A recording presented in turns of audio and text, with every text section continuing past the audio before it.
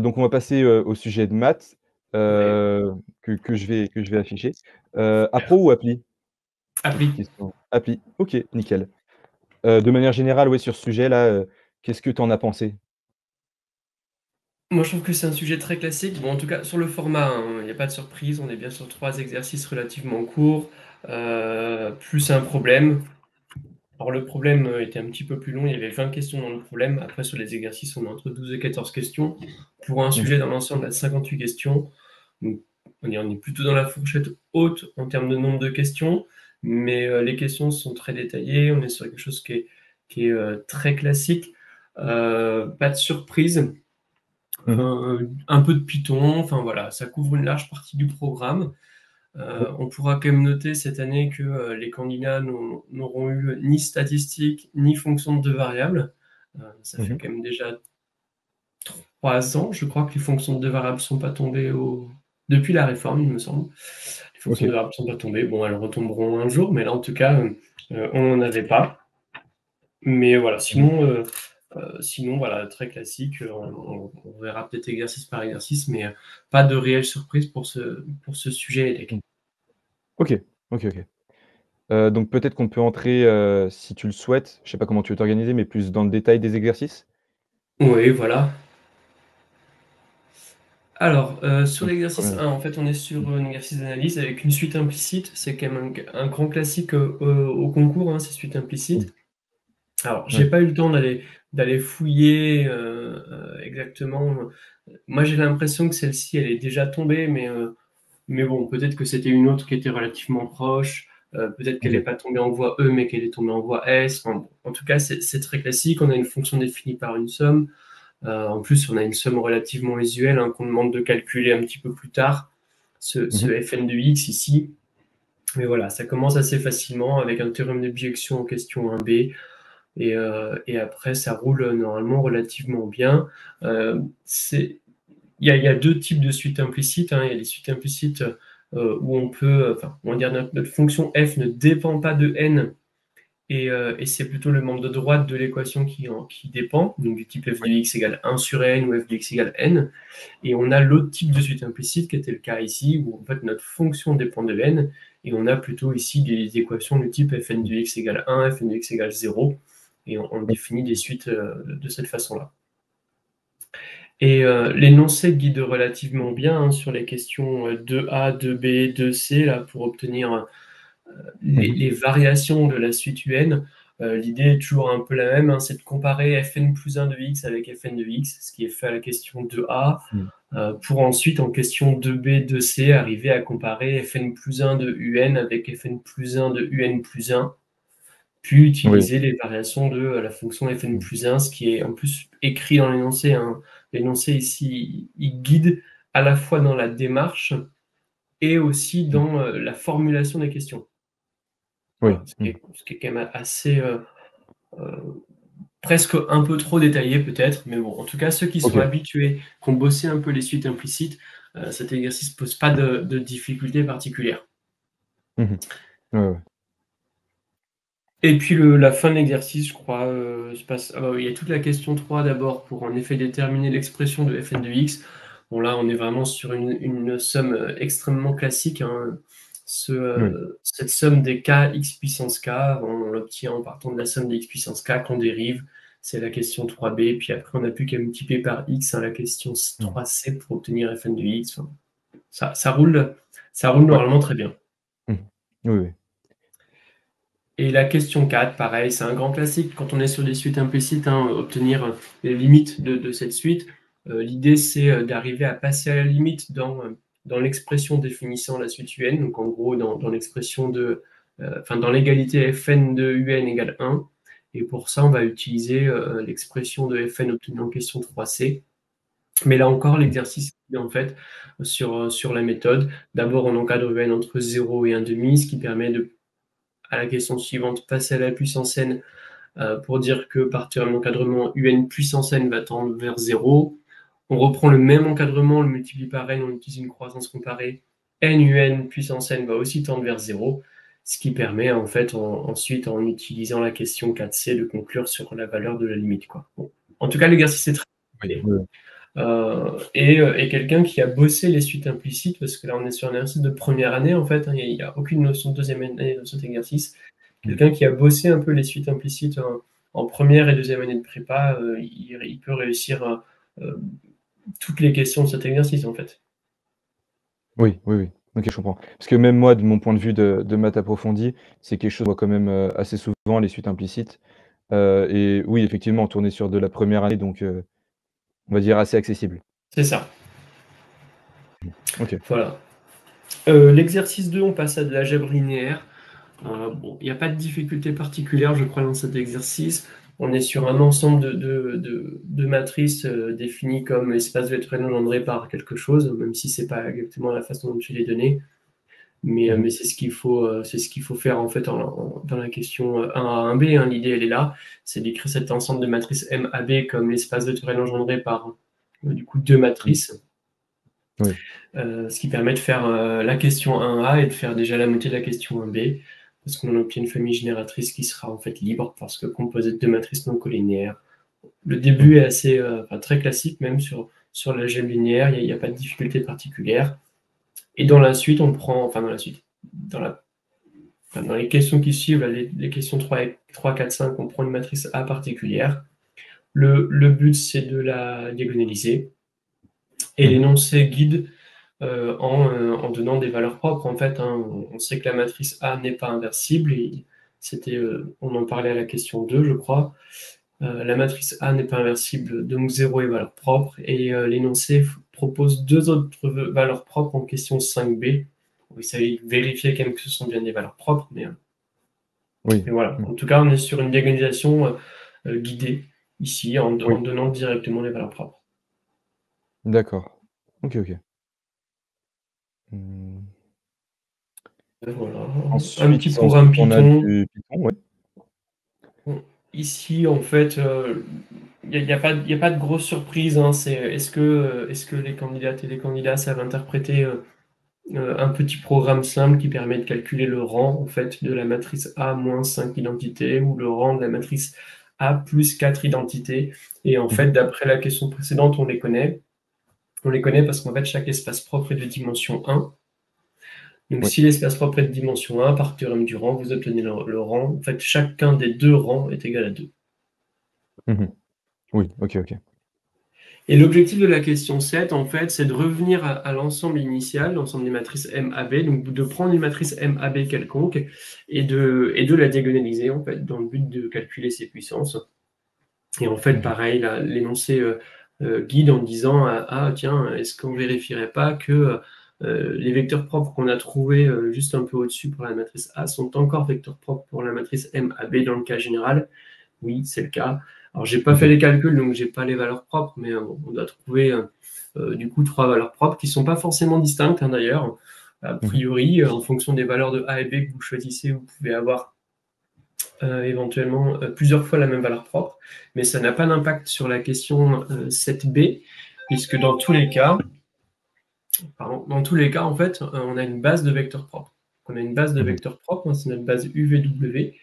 Donc, notre matrice MAB, peu importe A et B, est toujours diagonalisable. De toute façon, elle était symétrique. En tout cas, elle est toujours diagonalisable dans cette base de vecteurs propres. Et du coup, P-1 MABP est une matrice diagonale dont les coefficients diagonaux sont dans l'ordre des valeurs propres associées au vecteur propre UVW de la question 7a. OK. Donc encore une fois, un exercice, assez guidé et plutôt classique dans sa forme. C'est-à-dire qu'on a d'abord l'étude d'un exemple, un cas particulier avant de C'est généraliser, ça. à la fin, quoi. Exactement. OK. Et ensuite des probabilités. Oui, des variatoires à densité sur l'exercice 3, un Mmh exercice mh. qui est, en fait, si on regarde question enfin, si on prend, on va dire, l'exercice dans sa globalité, hem, pour cet exercice 3, en fait, c'est un exercice qui est hyper classique. Mmh On mh. est sur un minimum de variatoires suivant une loi uniforme. On en parle, en fait, seulement à la question 5. Par contre, il est pris un petit peu à l'envers, parce qu'en fait, habituellement, on part de ces variateurs uniformes sur 0,1, on en prend le minimum, on calcule la fonction de répartition, on justifie que c'est une variatoire à densité, on détermine une densité, et cetera. Et là, en Ouais. fait, l'énoncé part de cette densité qu'on trouve quand on fait ça dans ce sens-là, part de cette densité, demande de montrer qu'on a mis une densité. La question 2A, alors je pense que c'est une question qui souvent, alors déjà, ça a beau être un exercice très classique, en fait, la question 1 posera problème enfin, a posé problème, sans doute, c'est même c'est le sujet est passé, Mmh. a posé problème à certaines et certains. Le calcul, je pense, d'une primitive de Fn va poser quelques problèmes. Le seul petit souci, on va dire, c'est que comme l'énoncé donne la réponse, autrement dit l'intégrale entre 0 et n de Fn vaut 1, puisque Fn est une densité, tout le monde trouvera bien 1. Ça, c'est pas un problème, avec probablement une mauvaise primitive par contre. Donc en Mmh. fait, là, ici, pour cette question 1, en dehors des autres points, c'est-à-dire la positivité de Fn, le fait qu'elle soit continue sur R, sauf éventuellement en un nombre fini de points, ici, sauf éventuellement en 0 et en n, il reste plus que l'intégrale entre 0 et n, en fait, et probablement que le point sera attribué à celles et ceux qui auront explicitement écrit une bonne primitive de Fn. Voilà. Le calcul n'est pas tant un enjeu étant donné qu'il est donné, mais attention à cette primitive. Et en fait, cette primitive, qui est en gros comment on primitive du u' u puissance n, on fait bien attention à ce u', souvent qui est oublié quand on primitive. Ce calcul-là, en fait, sert dans la question 2A, et je pense que cette question 2A ne sera pas forcément très bien réussie pour deux raisons. La première, c'est comment on s'y prend, et la deuxième, c'est l'aspect calculatoire. Et pour répondre à la première question, comment on s'y prend, là, l'énoncé, en fait, il n'y a pas besoin de réfléchir. C'est forcément un théorème de transfert. Mmh. Oui. En fait, l'objectif de cette question 2A, c'est la question 2B, c'est d'obtenir la variance, enfin l'espérance et la variance de xn. Si l'énoncé demande de calculer l'espérance de 1 moins xn sur n, c'est parce que c'est plus simple. Okay. Et si c'est plus simple, c'est que en fait, il faut utiliser le théorème de transfert qui va en fait permettre de primitiver plus facilement l'intégrande et donc d'obtenir plus facilement l'espérance de 1 moins xn sur n que l'espérance de xn directement. Oui, oui. Bon, c'est assez classique, ce genre de choses. Mais voilà, ici, il fallait penser au théorème de transfert en fait 2 fois pour les 2 espérances. Et puis après, utiliser une formule de primitive du type u' u puissance n. Voilà, c'est pas la question la plus facile de l'exercice, mais bon, il faut bien aussi quelques questions un petit peu plus calculatoires pour Ouais. départager un peu les candidates et candidats, quoi. Ouais, ouais, ouais. OK. Bon, Et après, la ensuite, question 3, fonction de fonction de répartition répartition. de xn. Bon, tout le travail a été fait normalement au moment, enfin quasiment tout le travail est fait au moment où on fait la question 1, donc La question 1, il y a oui. il n'y a pas trop de difficultés sur ça. Et après, on s'intéresse à une convergence en loi. Là encore, on détaille, enfin, l'énoncé guide. Il demande ce qui se passe quand x est strictement négatif. Puis après, l'idée, c'est d'étudier la convergence, enfin, passer à la limite dans Fn de x avec un x positif. Et là encore, il y a toujours cette histoire, on sait, quand on a une fonction de répartition définie ici en 3 morceaux, on va dire dont les morceaux dépendent de n. Là, on a un morceau avant 0 qui vaut 0, on a un morceau après n qui vaut 1, très bien, et on a ce morceau entre 0 et n. Mmh. Bien sûr que la quantification ne se fait pas, x appartient à 0n, puis ensuite on passe n qui tend vers l'infini, ça n'a pas de sens. Il faut prendre un x positif, dire que pour ce x positif, pour n suffisamment grand, parce que n va être destiné à tendre vers l'infini, x sera forcément compris entre 0 et n, en fait. Donc on prend cette deuxième expression de fn du x, c'est ce qui est demandé en fait en question 4b, et puis après le passage à la limite, il est très classique, on utilise des équivalents à la question 4c, on fait bien attention de ne pas composer des équivalents, on utilise l'équivalent pour passer à la limite, puis on compose des limites, et c'est le but des questions 4c et 4d. Voilà. Donc on trouve une convergence OK. en loi vers une loi exponentielle de paramètre 1. D'accord. Mmh. Voilà. C'est un grand classique, ce minimum de... Voilà, c'est ce qu'on fait ensuite en question 5. Tout le but de la question 5, et là encore, c'est extrêmement détaillé. On demande, c'est une question 5A, on demande du cours déjà, puis après déterminer en question 5B la fonction de répartition de Zn. Zn étant n fois le minimum de ces uniformes. Conclure que Zn suit la même loi que Xn, elles vont avoir la même fonction de répartition, ce qui permet donc de simuler une réalisation de Xn en simulant une réalisation de Zn, en faisant n fois un minimum de variables qui suivent une loi uniforme sur 0,1. Voilà. Pas de piège sur cette question Python qu'il faut absolument traiter. En fait, c'est une question qui est indépendante du reste. La question précédente dit que Zn suit la même loi que Xn. On connaît la loi de Zn, enfin, on sait comment simuler Zn. Bon, bah, il n'y a plus qu'à simuler Xn de la même façon. OK. D'accord. Et donc ce qui nous fait arriver, jusqu'au problème ensuite, pour Oui, conclure. jusqu'au problème, un problème de variateur discrète, de couple de OK. variateurs discrètes, en fait. On est sur, pareil, hein, on est entre... Alors, autant l'exercice 3, bon, c'est des variateurs à densité, c'est depuis la réforme, c'est le problème de 2e année, avec la convergence en droit, donc on était vraiment sur une exercice de 2e année pour l'exercice 3. Autant sur le problème, bon, j'ai pas regardé en entier, j'ai pas eu le temps d'aller jusqu'au bout, mais on est sur des couples de variatoires discrètes. Alors oui, toute la théorie est faite en 2e année, mais en fait en pratique, ici ça ne demande que des connaissances réellement de première année. On est sur un exercice, sur une expérience assez classique. En fait, j'ai pas eu le temps de finir le problème parce que je cherchais absolument où est-ce que j'avais déjà vu le même exercice, enfin la même expérience, et en fait j'ai pas eu le temps de le retrouver, mais c'est déjà tombé, c'est sûr. Voilà, on considère n urnes, enfin n plus une urne, n plus un urne ici, donc qui contiennent toutes n boules, et en fait la composition de l'urne varie en fonction du numéro de cette urne. Donc l'urne Oui. numéro K contient K-1 boule noire et le reste de blanche. Et du coup, plus le numéro de l'urne est grand, moins elle a de blanche et plus elle a de noir.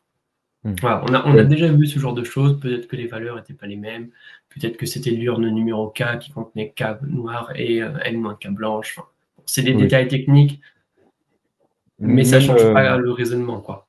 même en approfondi, je me souviens avoir fait un exo classique, de cette même, enfin dans les à peu près le même problème en première année, C'est donc ça, voilà. c'est récurrent. Après, toute la question, hein, quand on a l'expérience, ok, c'est du coup on choisit une urne au hasard, puis après on tire des boules dans l'urne. La question c'est que fait la variable aléatoire. Mmh. Il y a des variables aléatoires qui vont du coup prendre une boule uniformément dans une urne. Ici, en fait, on va s'intéresser au rond de la première boule blanche obtenue. Donc, on sent bien qu'il y a une histoire de loi géométrique en fait derrière tout ça. Mmh. Donc voilà, en fait, on va avoir une loi conditionnelle qui sera une loi géométrique. Puis après, bon, ça roule relativement bien normalement. Donc, je n'ai pas regardé tout en détail. Je sais qu'on commence par du Python. Voilà, l'idée, c'est de Ouais. simuler un peu l'expérience, hein. En fait, Mmh. alors, sur Python, de toute façon, bon, on le sait, on a appris, il y a vraiment un enjeu à bosser Python. Là, clairement, on est sur des questions dans tout le sujet des questions Python qui sont assez classiques, je trouve. Mmh. Contrairement à ce qu'on pouvait voir avant la réforme, donc en Scilab ou même encore avant en Turbo Pascal à l'époque, moi j'avais souvent l'impression qu'en proba, les questions Python étaient placées en fin d'exercice. En fait, on faisait toute la théorie et à la fin, on faisait du Python. J'ai Mmh. toujours trouvé ça dommage, moi personnellement, quand je donne l'exercice à mes élèves, que ce soit Mmh. en DS ou en entraînement, j'aime bien placer les questions Python en début d'exercice, parce qu'en fait, souvent, elles D'accord. sont relativement indépendantes du reste, et en plus, elles permettent aussi de se dire, tiens, je vais essayer de comprendre Mmh. l'expérience à travers la question Python. Voilà. Oui, oui. Donc là, Mmh. clairement, il faut prendre le temps de cette question 1 pour être sûr d'avoir bien compris les notations. Attention, l'une numéro K, elle contient K-1, boule noire, enfin ouais, il n'est pas des pièges, mais bon, il faut prêter un peu attention à ça. Et une fois qu'on a prêté un peu attention à ça, on peut se lancer dans la question 1, un programme à trous. On aurait presque pu demander un programme complet, hein. Mmh. Mmh. Ça me Ouais. paraît quand même tout à fait abordable d'écrire cette dizaine de lignes en autonomie, quoi. Bon. En Oui, tout cas, oui. ici, il est à trous, très bien. On fait ça, il n'y a pas de problème en particulier. Et après, Oui, ça l'exercice est très guidé, hein. d'accord. Mais oui, bien prendre le temps, au début d'analyser bien l'expérience et c'est du temps qui sera regagné après Bien d'une manière sûr, mais générale après toujours ma en question fait. mathématique.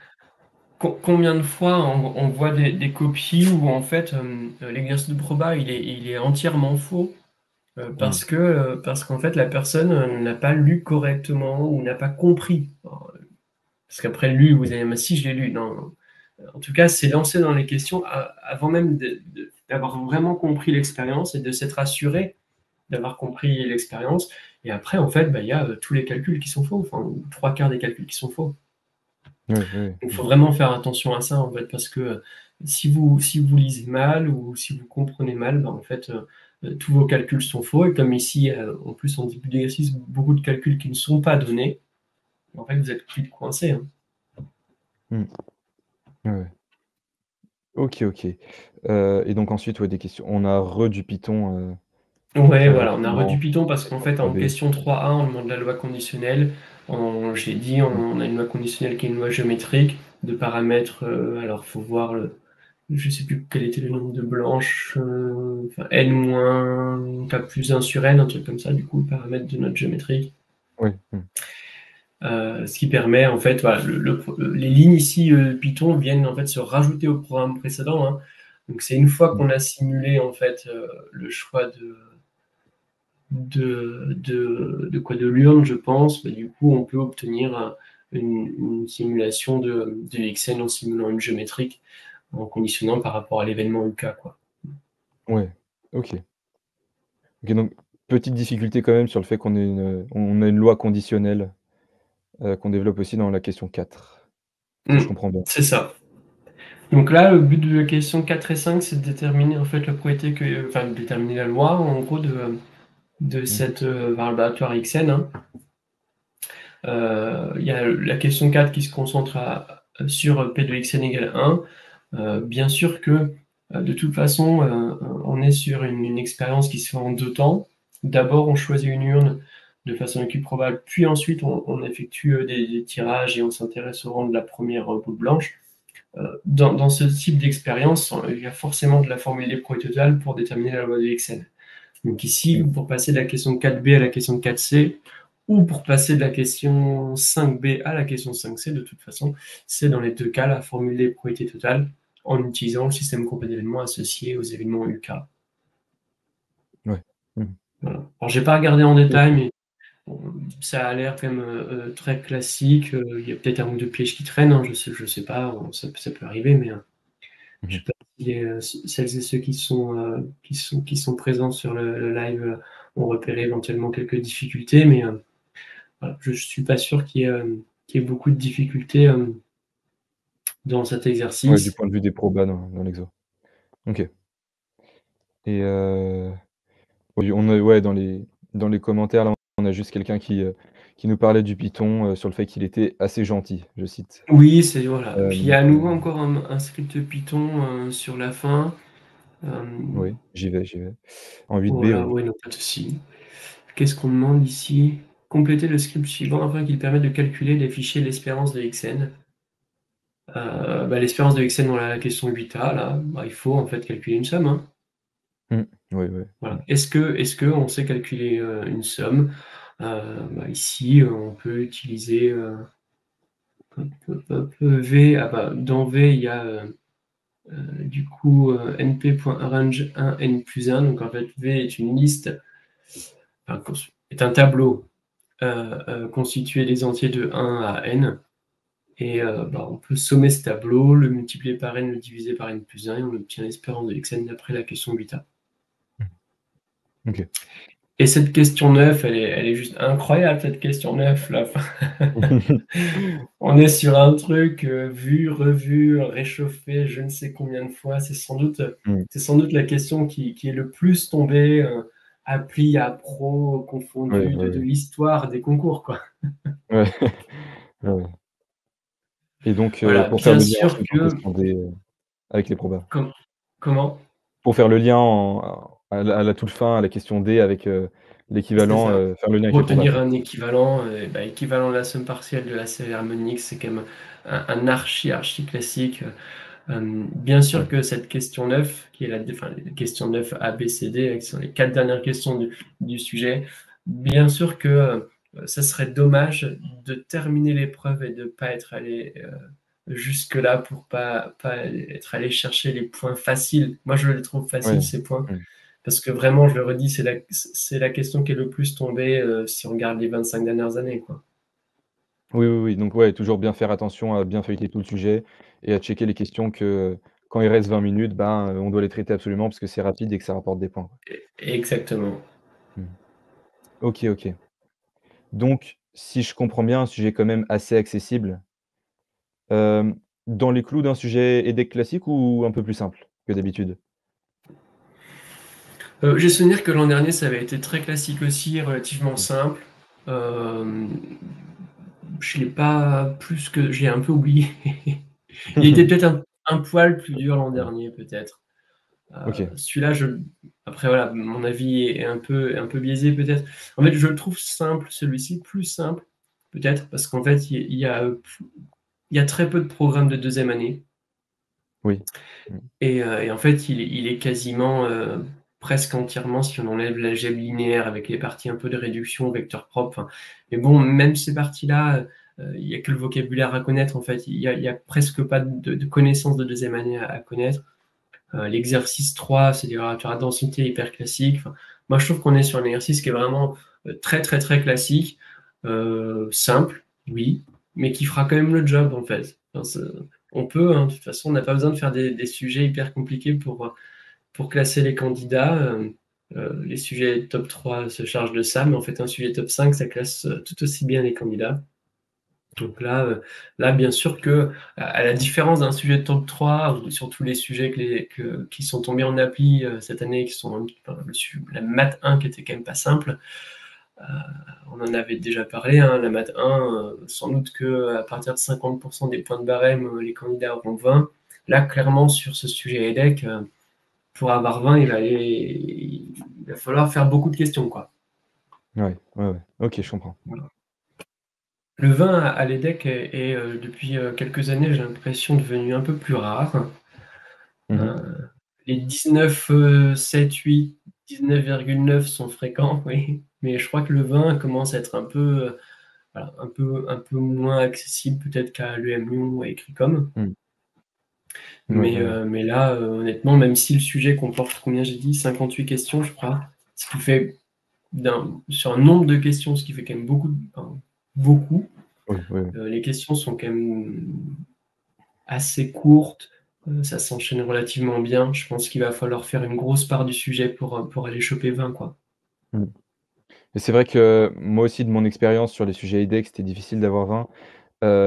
Après je sais pas s'il y a une différence entre appli et appro, mais moi c'est que je m'étais trompé sur les questions sur les questions d'informatique malgré le fait que j'avais fait le sujet et du coup ouais, j'ai été capé, enfin ils mettent pas 20 à quelqu'un qui a pas réussi Python, quoi. Ouais, Donc voilà. En donc fait, je bon. pense que le barème est bien fait. Moi, je trouve que c'est des sujets qui sont bien faits en général. Mmh. Et là, j'aime bien le format, hein, d'avoir, du coup, 4 exercices pour couvrir Oui. une plus large partie du programme. Moi, je trouve ça assez bien. Et Mmh. en principe, oui, le barème est bien fait, puis la façon dont les notes après sont réparties entre Mmh. 0 et 20. Je pense que voilà, ça étale bien les candidats et puis le vin, qui reste, la note d'excellence, est un peu plus rare, mais ma foi, c'est pas très grave. Mais bon, oui, pas nécessaire pour, intégrer, quoi, Non, on va c'est dire. ça. Mais oui, c'est vrai que le sujet, il a le mérite de traiter, en tout cas, pas mal d'aspects différents du programme parce on a un peu d'analyse, on a des probas, on a de l'algèbre, on a un peu de tout et ça, c'est assez intéressant. Mmh. OK, OK.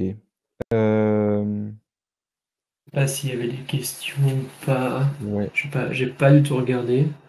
hem, pas tant que ça. On avait une question sur la question 7b. On demandait du Python ou du course, j'avais pas bien compris. Une question Alors la 7b, question je crois 7b de quel on en avait exercice? parlé. C'était je vais le retrouver. Je crois que alors, cherche, hem, Ah, c'était l'exercice 2, je crois. La fin de exercice l'exercice 2. 2, non? Oui, c'est ça. Hop. Question 7b, ouais, j'y suis. Alors 7C peut-être plutôt dans ce cas-là. Question 7b, on demandait du Python, Ou du du cours. coup. Heu, Alors question dans la question question 7b, 7b, c'est c'est du cours. La Je me question trompe 7b, pas. c'est pas de Python, hein. Ouais, ouais. Parce qu'il y a question Python justement la question 7c.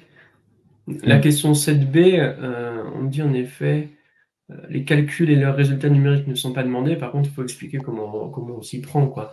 Voilà. Autrement Mmh. dit, il faut pas aller au bout des calculs, mais il faut commencer, la méthode. Il faut Oui. commencer la démarche et s'arrêter au moment où, on doit faire les calculs. Ouais, Un ouais, peu ouais. l'idée. OK et ouais, c'est vrai que même si je reviens sur la question 6 de du même exercice, où c'est une question Python, mais en fait très légère parce que, c'est surtout comprendre un script Python qui est assez succinct et se baser sur les résultats précédents pour conclure. C'est Donc c'est ça. vrai C'est que le même pas vraiment une question Python Python, hein, c'est est presque assez plus une question de accessible. cours. Oui, oui, oui. Ouais. Mmh. OK. Donc voilà par rapport à ce sujet-là. Ouais, comme chaque année en plus ils importent les librairies. Oui. Il y a pas de galère de ce point de vue-là.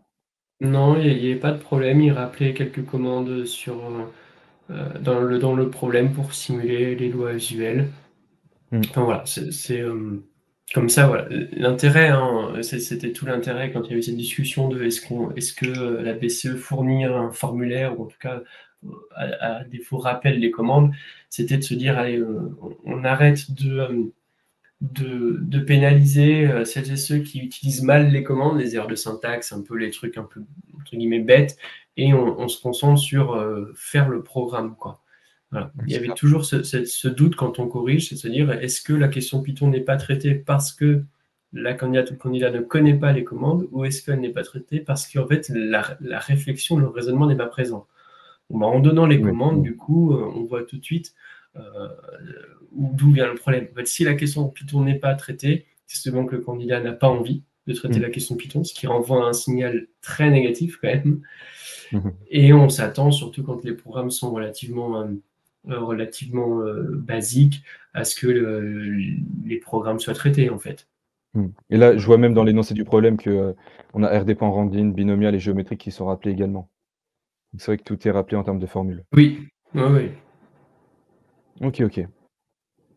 Je sais pas si tu souhaites rajouter quelque chose ou si c'est assez clair, Non, Moi ça moi me paraît c'est bon, clair je de sais pas de s'il y ce a point de des vue-là. questions ou pas. Hem, non, on n'a pas l'air d'avoir de questions précises. Il y a Hugo qui disait à 19h59 que tu ferais un excellent prof. Je prends, merci beaucoup Hugo. Il y a encore temps de se reconvertir. Je vais me reconvertir là. Hem, mais OK, OK, OK. Ben, très clair franchement. Donc je pense c'est tout bon. On va pouvoir passer au sujet, appro.